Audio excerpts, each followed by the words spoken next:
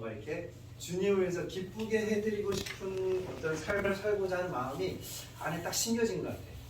그래서 그럼 어떻게 하면 주님이 저 때문에 희생당했다 이런 느낌을 당하니까 뭔가 이렇게 보답하고 싶은 마음이 그때 들었었던 것 같아요. 그래서 교회를 이렇게 나가다 보니까 하나님이 기쁘게 하시는 길은 뭘까 이렇게 생각을 하고 말씀을 듣는데 하나님이 전도하는 걸 되게 기뻐하신다고 막 그러는 거예요. 아, 그러면 전도하는 삶을 살아야 되겠다. 그게 그 당시 중학교 때 나이에 제가 이제 어떤 부담이 생겼냐면 선교사가 돼야 되겠다. 이런 선교사 알죠? 들어봤죠? 전도하는 건데 특별히 그 해외에 나가가지고 많은 사람들이 이제 복음을 전하는 삶을 살고 싶은 마음이 또 막연하게 딱 하고 왔다는 거예요. 그걸 그냥 딱 들었어. 그것도 그냥 그런 것이 있다고만 알고 있었죠. 그래서 군대를 딱 졸업하고 그것이 안에 계속 남아 있었어요.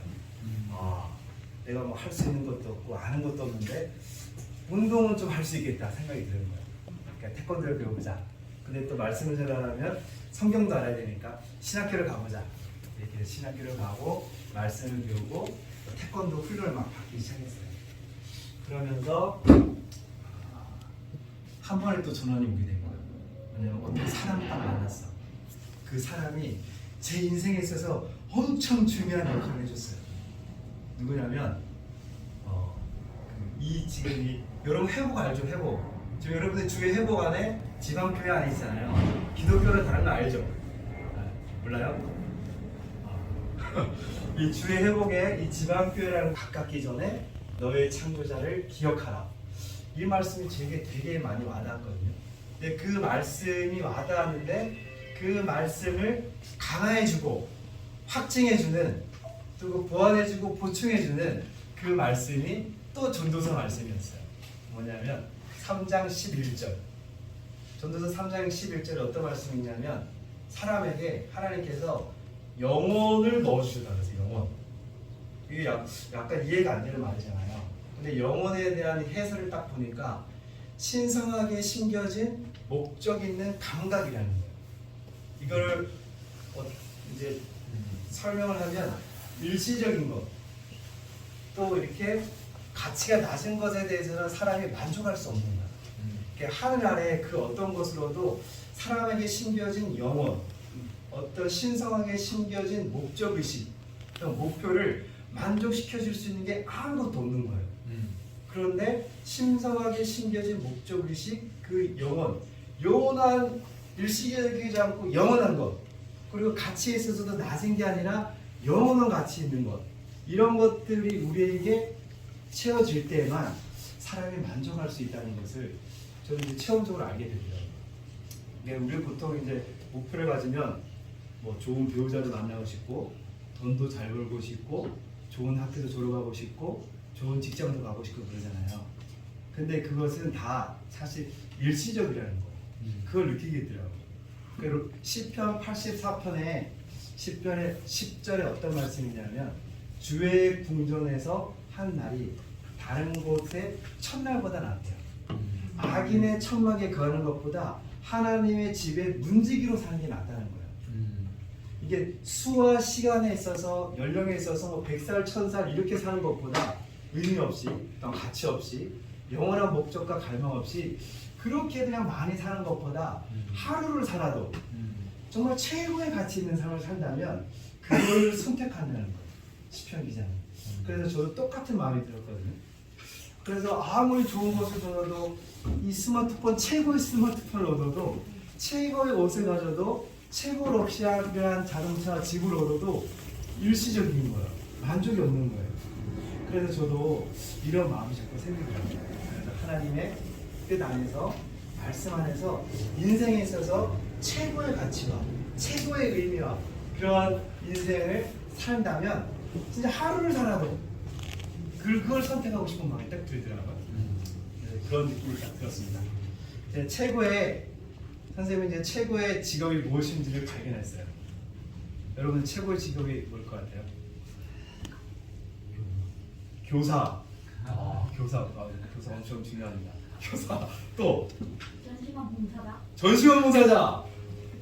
와, 우리 옆에 있는 친구 하이파이브 한 번씩 해줘. 하이파이브.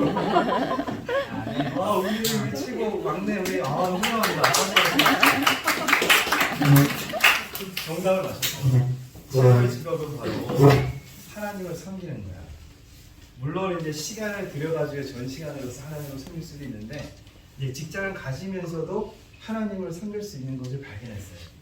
그래서 최고의 직업은 하나님을 섬기는 거고 그를 섬기기 위해서 우리에게 부업이 필요할 수 있어요. 부업이 인생을 살아야 되기 때문에 그 부업이 우리가 지금 갖고자 하는 이건 직업의 종류인 거예요. 뭐 교사가 될 수도 있고 뭐 우리 프로그래머가 될 수도 있고 과학자가 될 수도 있는데 이건 우리의 본업이 아니라는 거예요. 부업. 이 본업을 하기 위해 우리가 일시적으로 갖는 부업. 그래서 저는 이제 이 최고의 직업을 이제 은유가 말한 것처럼 전시관 봉사자를 한 몇 년간 했어요. 그러면서 또 이렇게 의인인데 이제 이런 앨리스에서 함께 일할 수 있게 됐죠. 지난날을 돌이켜 볼 때 제가 이렇게 중학교 때 인생이 한번 전환할 수 있는 딱 기회가 되고 나서 어떻게 주기적으로 주님이 어떤 제가 특별히 영적으로 꿈꿨던 것에 대해서 과정을 어떤 통과하게 하시면서 이루어지고 있는 것을 좀 많이 느꼈거든요. 그 주기를 저는 마이 히스토리를 적고 있어요. 연도별로 중요한 사건들을 쭉 기록해놨어요. 이게 엄청 길어 이렇게 쭉. 이게 저의 역사죠. 근데 그런 것들을 뒤돌아보면 주기적으로 한 6, 7년 이 정도로 꿈꿨던 것들이 계속 이루어지는 거예요. 너무 신기했어요. 근데 저에게 이제 남겨진 단 하나의 꿈이 딱 있어요. 그게 뭘까요? 하나님을 만났어요. 만났는데 그거는 나중에 얘기해주고 싶어요. 이제 딱 하나만 남은 거야. 이것만 이루어지면 저는 이게 어떤 더 이렇게 기대하거나 목표가 있는 게 없어요. 그것만 성취되면 돼요. 근데 그게 몇 년 안 남은 것 같아요.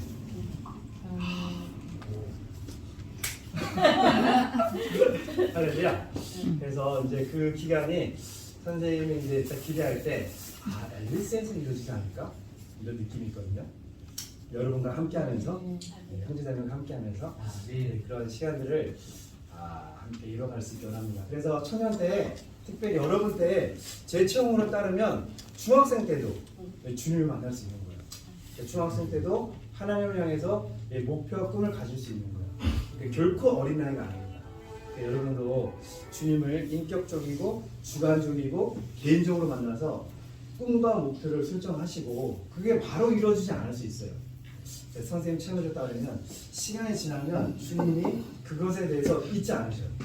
저는 잊을 수 있어도 주님이 잊지 않으시고 우리가 그 나이 때에 어떤 하나님에 대해서 비전을 보고 꿈을 가지고 목표를 설정한 것에 대해서는 그리고 그것에 대해서 이제 기도하고 헌신한 것에 대해서는 주님이 한 단계 한 단계 이루어지고 계신 걸 느끼고 있거든요. 결코 여러분 자신은 나는 말씀을 이해하기 너무 어려 주님을 섬기기 너무 어린 나이야 난 아무것도 몰라 이런 어떤 생각이나 태도를 갖지 말고 젊은 때 디모데처럼 사무엘처럼 다니엘처럼 꿈을 갖고 한 단계 한 단계 준비해 가시길 원합니다. 아멘. 아멘.